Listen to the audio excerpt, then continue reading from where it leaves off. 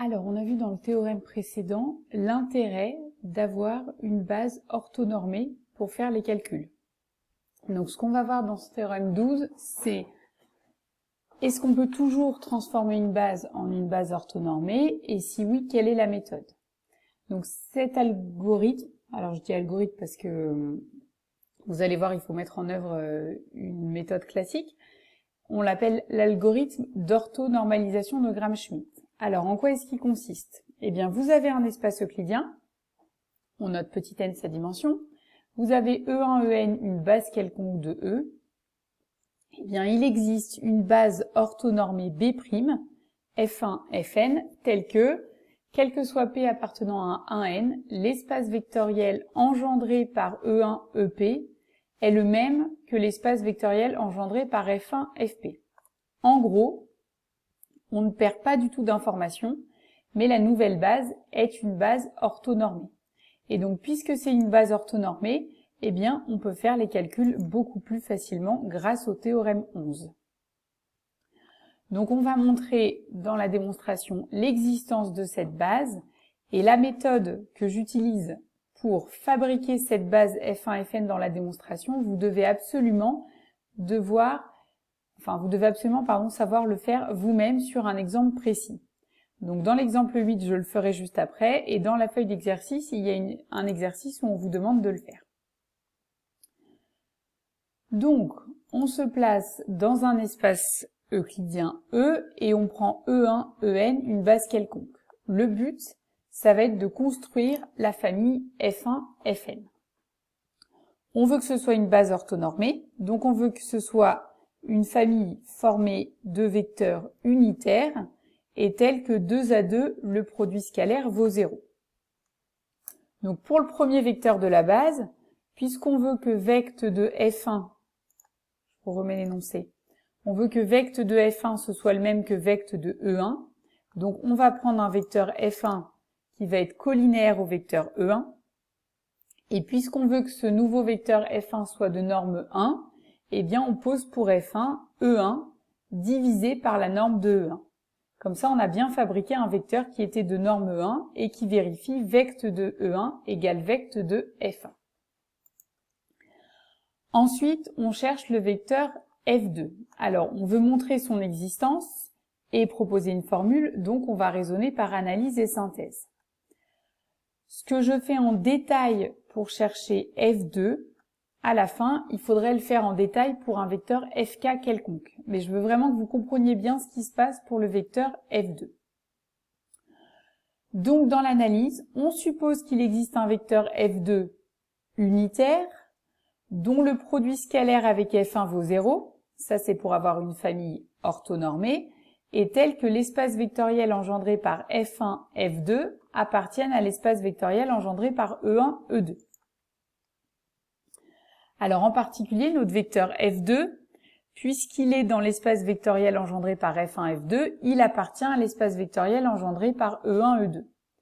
Et puis vu la définition du vecteur F1, en fait, vect de E1, E2, c'est la même chose que vect de F1, E2. Donc en fait, notre vecteur F2, on va le chercher sous la forme lambda F1 plus mu fois E2. Ok, notre vecteur, on est sûr qu'on est capable de l'écrire comme ça. Alors premièrement, puisque le produit scalaire entre F1 et F2 doit valoir 0, eh bien ça va nous donner des conditions sur lambda et mu. Alors par linéarité du produit scalaire par rapport à la deuxième variable, le produit scalaire entre F1 et F2, il vaut lambda fois le produit scalaire entre F1 et F1, et ce produit scalaire vaut 1 puisque F1 est un vecteur unitaire, plus mu fois le produit scalaire entre F1 et E2. Et je vous rappelle que ce produit scalaire F1, F2 doit valoir 0. Donc finalement, lambda est égal à moins mu fois le produit scalaire entre F1 et F2. Donc on remplace lambda par son expression ici. On met donc mu en facteur et on obtient que le vecteur F2, s'il existe, il est de la forme mu fois le vecteur E2 moins produit scalaire de F1 avec F2 porté par le vecteur E1. Ça, c'était pour la condition de famille orthogonale. Ensuite, la famille F1, F2 doit être orthonormale, donc F2 doit être de norme 1. Donc, la norme de F2 au carré, qui est égale à mu au carré fois la norme de tous vecteurs au carré, doit être égale à 1. Donc, mu, il est égal à plus ou moins 1 sur la norme de ce vecteur. Et donc, finalement, s'il existe un vecteur F2 qui vérifie les conditions, il est de la forme plus ou moins E2 moins le produit scalaire entre F1 et E2 porté par F1 divisé par la norme de ce vecteur. Donc là, on a terminé notre analyse puisqu'on a des candidats possibles pour F2. Il n'y a pas unicité du candidat, donc dans la synthèse, on en choisit un des deux. Donc moi, dans la synthèse, je pose F2, celui avec le signe plus, mais vous pouvez faire comme vous voulez. Donc je pose F2 défini comme ça. Alors premièrement, vu que F2 est défini comme un vecteur divisé par sa norme, vous êtes sûr que la norme de F2 est égale à 1. Donc la première condition, à savoir que les vecteurs F1 et F2 doivent être unitaires, est bien vérifiée. Deuxième condition, le produit scalaire entre F1 et F2 doit faire 0. Donc on calcule le produit scalaire entre F1 et ce vecteur F2.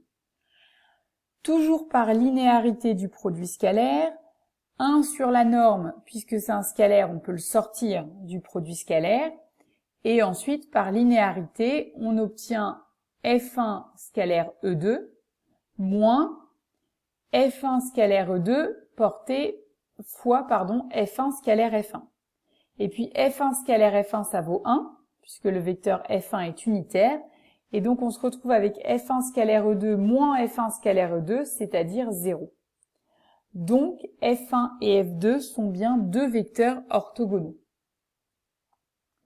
Et enfin, l'espace vectoriel engendré par F1, F2, vu la définition de E2, en fait c'est le même que l'espace vectoriel engendré par F1, E2, et vu la définition de F1, c'est le même que l'espace vectoriel engendré par E1, E2. Donc on a bien réussi à fabriquer deux vecteurs F1, F2 qui forment une famille orthonormée, telle que l'espace vectoriel engendré par F1, F2 soit le même que l'espace vectoriel engendré par E1, E2. Ensuite, une fois qu'on a construit F1 et F2, on fabrique F3, exactement avec les mêmes conditions.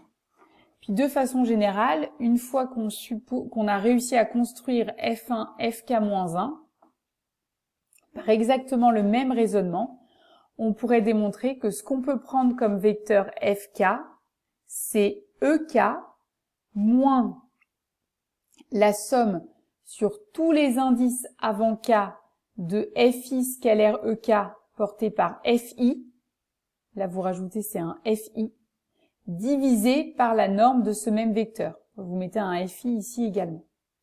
Ce vecteur Fk, si vous avez envie, vous pouvez vérifier. En tout cas, je vous promets, il convient. C'est-à-dire que sa norme vaut 1, qu'il est orthogonal à tous les vecteurs Fk, Fk-1, et que l'espace vectoriel engendré par F1, Fk est égal à l'espace vectoriel engendré par E1, Ek.